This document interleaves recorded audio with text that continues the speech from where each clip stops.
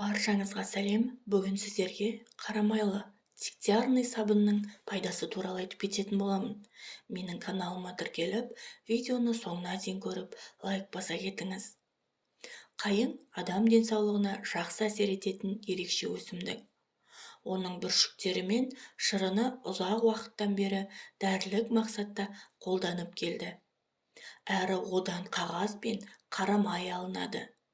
Қарамай косметологияда, медицинада және халықтық емде жиі қолданылады.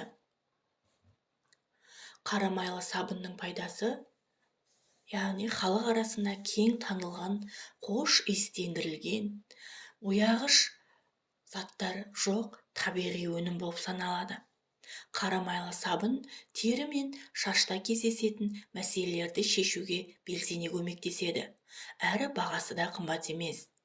Ол безеу мен ұшықтарды кетіреді.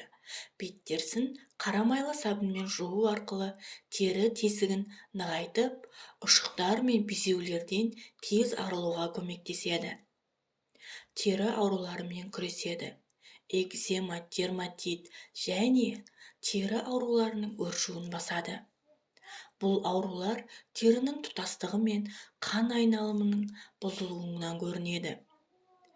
Әрі сабын жараның бетін инфекция түсуден сақтайды. Теріні қалпына келтіреді. Сонымен қатар қарамайлы сабын тері аурулары кезінде адамды құшу мен тітіркенуден сақтайды. Аяқ саңырауқұлақтарын емдейді. Аяқтағы саңырауқұлақтардан арылу үшін күніне қарамайлы сабынмен жуынып, 10-15 минут, оның көбіне қою жеткілікті. 7-10 күннің ішінде күтілген нәтижені береді. Шашқа арналған қарамайлы сабын, ол шашты нығайтып, оған үлкен көлем береді, әрі жылтыратады.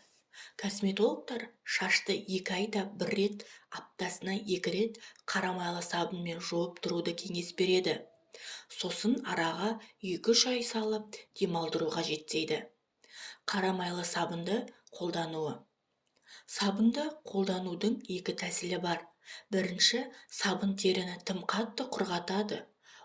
Сол себепті оны жиі қолданудың қажеті жоқ. Егер майлы бетті жуатын болсаңыз, онда күніне 2 рет артық қолданбаңыз. Егер бетіңіздегі безеулерден арылсаңыз, сабынды тек сақтану мақсатында кейде қолданып жүргеніңіз дұрыс. Косметологтар сабынмен жуынған соң теріні ылғалдандыратын крем жағуды ұсынады. Немесе миндаль майымен араластырып қолданса болады дейді.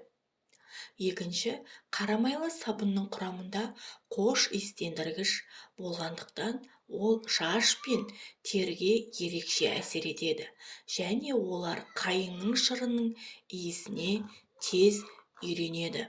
Бүгінгі ақпаратым сіздерге пайдалы болса, достарыңызбен бөлісе кетіңіз.